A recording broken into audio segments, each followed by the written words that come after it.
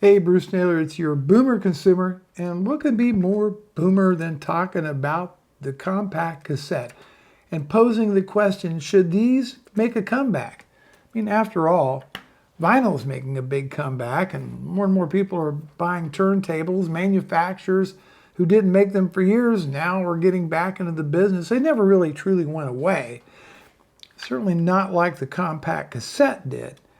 But it is kind of interesting that in the last year or so, the sale of blank cassettes and pre-recorded music on cassettes are having the biggest numbers they've had in like, what, 16, 17 years, since 2003. It's pretty doggone amazing. There's bands putting out releases on compact cassette. There's Lady Gaga is doing some stuff. Selena Gomez. There was a band, I believe they're called 5 Seconds of Summer. Their Calm cassette sold 12,000 copies in the first week. What is going on? So that's what I want to talk to you about. Cassettes were introduced in 1963 for the purpose of voice dictation, more or less, and other business type uses. In 1970, Advent comes out with a cassette deck that employs Dolby B noise reduction and also the chrome tape at the same time, going, here's a high fidelity version. This is going to be great for recording music. And by the mid 1980s, production of cassette decks was really at its zenith. I mean, companies like Nakamichi, Revox, Pioneer, JVC, Hitachi, they were all making cassette decks and really good ones. We're talking having 3 heads on them. You could get metal tape, which is like a top of the line. There was Dolby B, Dolby C, and at the end of the line, and just a few select decks had them, Dolby S noise reduction. DBX had their thing. I think a company had what they called HX, but the idea was to eliminate tape hiss and noise, improve dynamic range. And these machines were absolutely fantastic. If you were to copy a disc, a record album onto cassette using a top-of-the-line cassette deck, you would not be able really to tell that from, like a CD of the time. Now, CDs came out, I think they were introduced initially at the end of 1982. They really started to take off in the 80s and in the 90s, and everybody thought that'd be the end of the cassette then, but no, they actually peacefully coexisted for about 20 years. But come the early 2000s, and when we seen the introduction of the MP3, that really put the nail in the coffin, because up until then, the cassette was the way you recorded your albums or radio programs, or you made mixtapes. You did all these things. But the problem with cassettes has been and remains that they're not only an electronic device, but they're also mechanical. I don't know if some of my viewers remember the days of like having a cassette player in your car, taking out your tape, and a bunch of tape would come with it. There's a lot of maintenance with cassettes that you just don't have with digital, obviously, or streaming, and that's because they are a mechanical device. You have issues with wow and flutter. You've got to clean the heads. You have to clean the pinch rollers.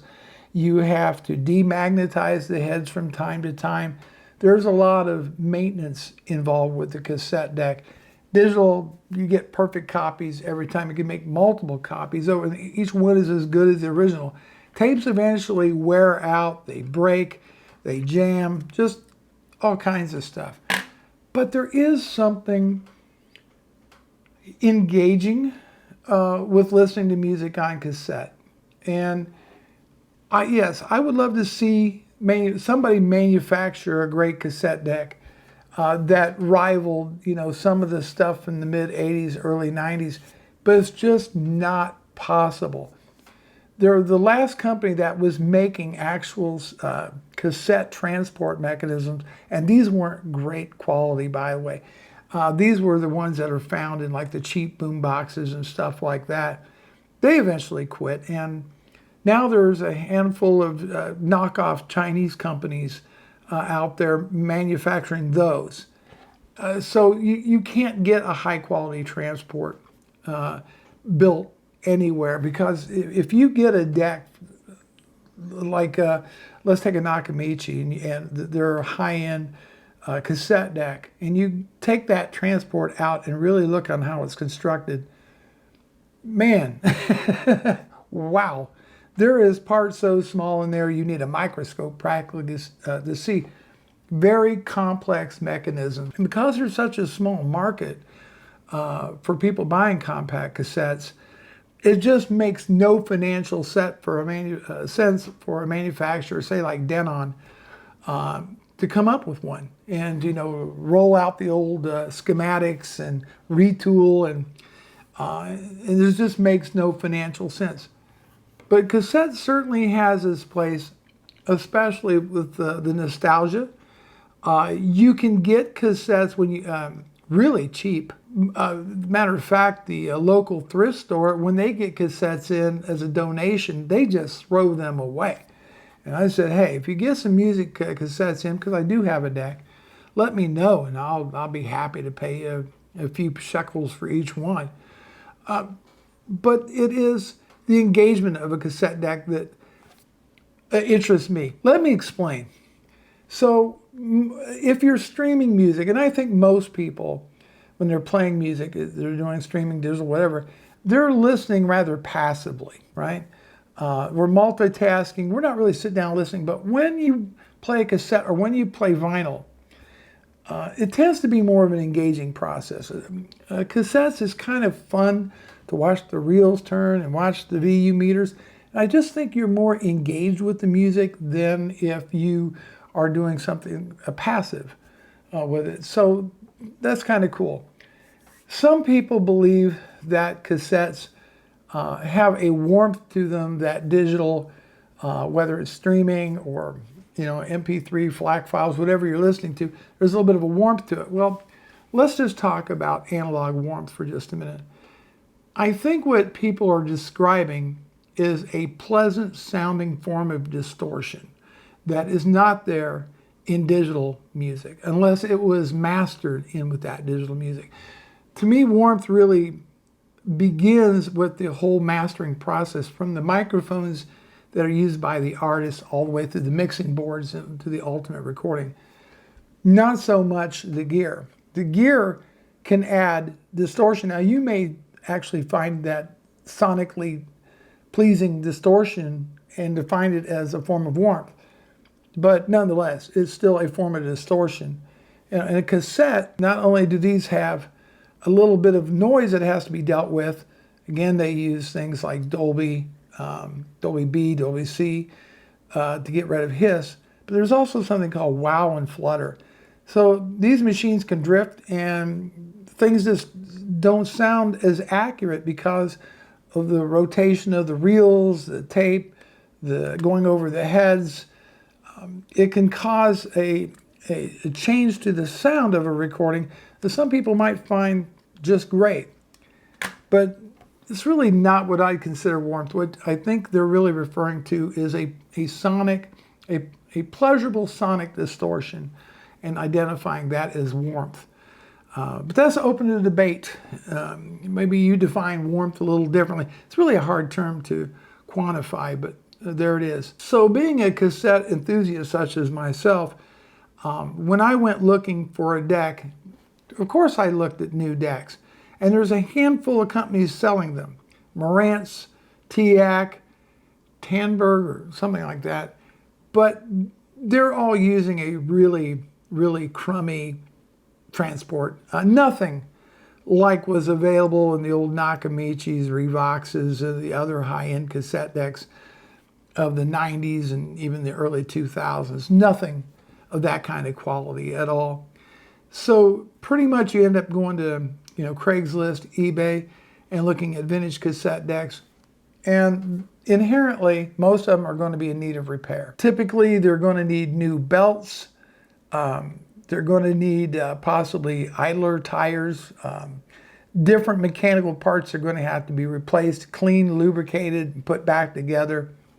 And if you don't know what you're doing, This is in addition to the electronics, things like resistors, capacitors, etc.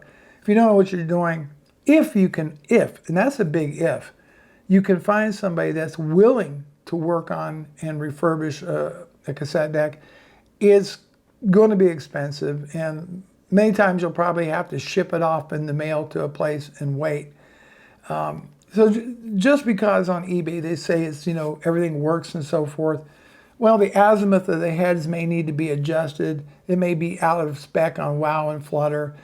I'm not saying don't buy one, but I'm saying be prepared to take whatever they're selling it for and possibly putting a whole lot more money into it to actually get it back up into shape. And certain parts you just can't get anymore. Certain motors, depending on the cassette deck, aren't available anymore. Replacement heads next to impossible to find. Again, nobody's out there. The electronic side is fine, but no one out there is making replacement heads for cassette decks or Caspins or motors, etc. So what's out there, is an aging, old market of cassette decks from the 80s and 90s. So we're talking, 20, 30, 40-year-old cassette decks out there. Mine is actually about 40 years old. But I love it, and I enjoy listening to music on it. But is it as good as digital? No, not even close. Is it as good as a record album?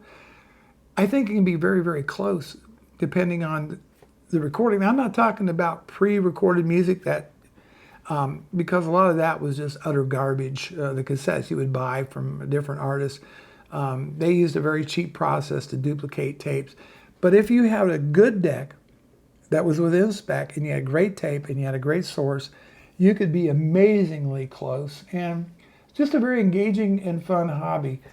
Should they make a comeback? I'd like to see somebody make a great deck, but I know there's no financial business case whatsoever to be made for one.